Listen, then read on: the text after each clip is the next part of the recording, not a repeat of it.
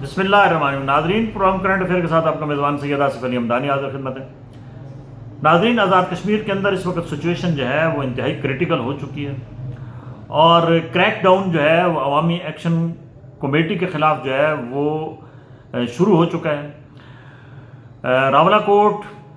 پونچھ اور مختلف سیکٹرز کے اندر جو ہے وہ احتجاج کو جو ہے وہ روکنے کے لیے جو ہے وہ شیلنگ، اور سارا دن آج بھی معاملہ چلتا رہا، کیونکہ آج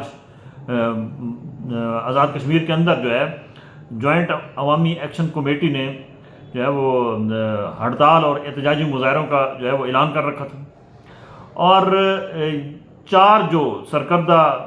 جوائنٹ ایکشن کمیٹی کے جو ممبرز ہیں، شوکت نواز میر، عمر نذیر، سردار امان، خواجہ مہران ارشد، ان 4 کو جو ہے وہ باقاعدہ اشتہاری قرار دے دیا گیا ہے، اور ان کی گرفتاری کے لیے 1 کروڑ روپے کا انعام رکھا گیا ہے، اور یہ کہا جا رہا ہے کہ جو بھی ان کی مخبری کرے گا، ان کو گرفتار کروائے گا، تو اس کو 1 کروڑ روپے نقد جو ہے وہ انعام ملے گا۔ سیم سچویشن جو ہے جیسے ٹی ایل پی کے ساتھ یہاں پہ ہوا، جیسے پی ٹی آئی کے ساتھ ہوا، سیم جوائنٹ عوامی ایکشن کمیٹی کے خلاف بھی یہی پورا فریم جو ہے وہ تیار ہو کے وہاں اسی پہ کام ہو رہا ہے۔ اور کشمیر کا جو خطہ ہے وہاں آج بڑی تعداد میں جو ہے وہ پبلک نکلی ہے، لیکن کیونکہ قائدین روپوش ہیں، ظاہری بات ہے ان کی حکمت عملی ہے، کیونکہ ان کی گرفتاری کے لیے جو ہے وہ ایف آئی آر بھی بغاوت کی دفعات لگا کے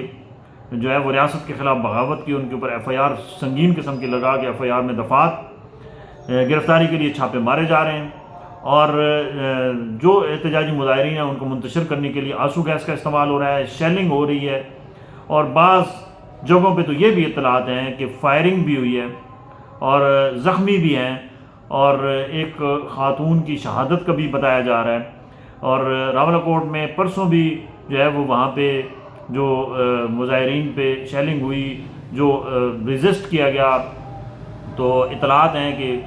وہاں پہ بھی کچھ اموات ہوئی ہیں۔ تاہم یہ کیونکہ مسئلہ بڑا حساس نوعیت کا ہے، خصوصی طور پہ آزاد کشمیر کے حوالے سے، کیونکہ یہاں پہ ہمارا دشمن ملک جو ہے انڈیا، اس کی دلچسپی ہے، وہ پاکستان کے خلاف بین الاقوامی سطح پہ پہلے بھی پروپیگنڈا کر رہا تھا، اور اب اس کو یہ موقع مل رہا ہے کہ وہ ریاست پاکستان کے خلاف جو ہے وہ زہر اگل رہا ہے انڈین میڈیا اور انڈین گورنمنٹ، اور وہ یہ کہہ رہی ہے کہ یہ مقبوضہ کشمیر سے بدتر حالات ہیں، پاکستان کی فوج یہاں گھس چکی ہے، اور یہاں پہ لوگوں کو یرغمال بنایا جا رہا ہے، لوگوں کے اوپر ڈائریکٹ فائرنگ کی جا رہی ہے، انسانی حقوق کی خلاف ورزی کی جا رہی ہے، یہ واویلا مچایا جا رہا ہے۔ حکومت پاکستان کو چاہیے کہ اپنی حکمت عملی تبدیل کرے، اور حکومت ریاست جموں کشمیر وہ بھی، ان کو بھی چاہیے کہ وہ بیٹھ کے ان معاملات کو کوئی حل نکالیں۔ یہ کبھی بھی طاقت کے زور پہ آپ پبلک کو جو ہے وہ نہیں کچل سکتے، پبلک کی رائے کو آپ تبدیل نہیں کر سکتے۔ اس سے کیا ہوگا؟ نفرتیں بڑھیں گی، اور انڈیا یہی چاہتا ہے کہ کشمیریوں اور پاکستانیوں کے درمیان جو ہے وہ نفرت کو ہوا دی جائے، اور ہم اس طرف جو ہے ان حالات کو لے کر جا رہے ہیں۔ یہ ہماری بالکل ایک غلط حکمت عملی ہے کہ جی یہاں سے فورسز بھیجی جائیں، وہاں احتجاج کو روکنے کے لیے شیلنگ کی جائے، یہاں پنجاب پولیس کو بھیج دیا گیا ہے، رینجر کو بھیج دیا گیا ہے مختلف ایریاز کے اندر، اور کرفیو جیسا سما ہے، پھر وہاں پہ آپ 72 گھنٹے سے اوپر ہو چکا ہے کہ انٹرنیٹ بند ہے، تو یہ ہم کس کو خوش کر رہے ہیں؟ وہاں پہ اگر کسی کا خون بہتا ہے تو وہ ہمارے مسلمان کشمیری بھائی ہیں، اور ہم ایک طرف کہتے ہیں کہ پاکستان جو ہے وہ پاکستان کا نعرہ ہے کہ وہ ہماری کشمیر جو ہے وہ شہرگ ہے، ہم شہرگ کا خون کیوں نکال رہے ہیں؟ یہ ایک بہت بڑا سوالیہ نشان ہے۔ بین الاقوامی سطح پہ کشمیریوں کی بہت بڑی تعداد یورپ کے اندر ہے، مختلف ممالک کے اندر ہے، وہ ان کے اندر شدید غم و غصہ پایا جاتا ہے، ان کے بیانات سنیں، ان کے سوشل میڈیا کے معاملات سنیں، تو وہ اس قدر سمجھ لو کہ وہ پاکستان کو برا بھلا کہہ رہے ہیں کہ یہ ماضی میں کبھی سننے میں نہیں آیا، اور یہ کوئی اچھا شگون نہیں ہے۔ ہم ایک اور دشمن میں اضافہ کر رہے ہیں. پہلے ہمارا دشمن جو ہے وہ ہم نے افغانستان کو بھی ہماری کیونکہ ٹیکلنگ جو ہے وہ بالکل غلط تھی اور ہم نے ایک مسلم دشمن کنٹری کو اپنا دشمن بنا دیا. اب ہم کشمیریوں کے ساتھ یہی معاملات کر رہے ہیں. تو خدا رہا اس تمام جتنے بھی معاملات ہیں ان کی سروں کی قیمتیں جو ہیں یہ واپس کریں, ان کو بٹھا کے مسائل کا حل ڈھونڈیں. دیکھیں وہ ان کے مسائل کیا ہیں. وہ کہتے ہیں ہمیں رائلٹی ملنی چاہیے. صرف معاملہ پھنسا ہوا ہے 12 نشستوں پہ, اور ان کا کہنا یہ ہے کہ یہ 12 نشستیں جو ہیں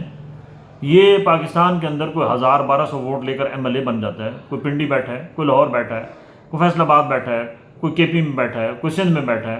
اور وہ ایم ایل اے بننے کے بعد وہ سارے وفاقی وہ اس کابینہ کا حصہ بن جاتے ہیں, اور وہ مراعات وہ لوٹتے ہیں. ان کو نہ اپنے حلقوں کا پتہ ہے, نہ اپنے مقامی جو لوگ ہیں ان کے مسائل کا پتہ ہے. یہ بات تو بالکل ایک سنجیدہ قسم کی ہے. اس کے اوپر ڈیبیٹ لازمی تھی. پچھلی انوار الحق گورنمنٹ نے بھی یہی بے وقوفی کی, اور یہ ابھی جو ہے صاحب پیپلز پارٹی والے یہ بھی وہی غلطی دہرا رہے ہیں, اور انہوں نے بڑے وہاں ان سے وعدے کیے, لیکن اس کے اوپر نہ لیجسلیشن کی طرف گئے ہیں, نہ کوئی اس کے اوپر ڈیبیٹ ہوئی ہے. اور اب جب معاملہ گرم ہو گیا ہے, اور ان کو پتہ بھی تھا کیونکہ یہ الٹیمیٹم 9 جو آج یعنی 9 جون کا دیا گیا تھا, یہ 1 مہینہ پہلے دیا گیا تھا, اور بتایا گیا تھا جوائنٹ عوامی ایکشن کمیٹی نے بتایا تھا کہ سخت قسم کا رد عمل آئے گا. تو آپ بھائی اس دوران 1 مہینہ ضائع کرنے کے بعد آج آپ ان معاملات میں کیوں جا رہے ہیں؟ دوسری بات یہ ہے جوائنٹ ایکشن عوامی ایکشن کمیٹی کو بھی چاہیے کہ وہ پبلک کا خیال کرے, کیونکہ پبلک ان کے کہنے پہ نکل رہی ہے اور لیڈران منظر سے غائب ہیں. تو مارے کون جا رہے ہیں؟ ایک غریب, ایک مسکین, ایک مزدور, ایک دیہڑی دار, اس کے بچے مر رہے ہیں. تو اس کے اوپر بھی تھوڑا سا جو ہے وہ جوائنٹ عوامی ایکشن کمیٹی کو بھی اپنی جو ہے وہ ریڈ لائن بالکل جو ہے وہ نہیں دینی چاہیے تھی. اس کے اوپر لیجسلیشن کے لیے وہ آگے آتے, اس کو سپریم کورٹ میں جاتے, ان 12 نشستوں کو ان کا کوئی نکالتے معاملہ. یہ کیا ہے کہ آپ لوگوں کو نکال کے مرمائیں؟ اگر ہے تو پھر فیس کریں, سامنے آئیں. اور دوسری بات یہ ہے کہ حکومت کو چاہیے کہ ان تمام اتنا سخت ریئیکشن کے بجائے تحمل سے, دور اندیشی سے کام لے, اور ریاست جو آزاد کشمیر ہے اس کو اعتماد میں لے کر ان معاملات کا کوئی حل نکالے. بہت شکریہ.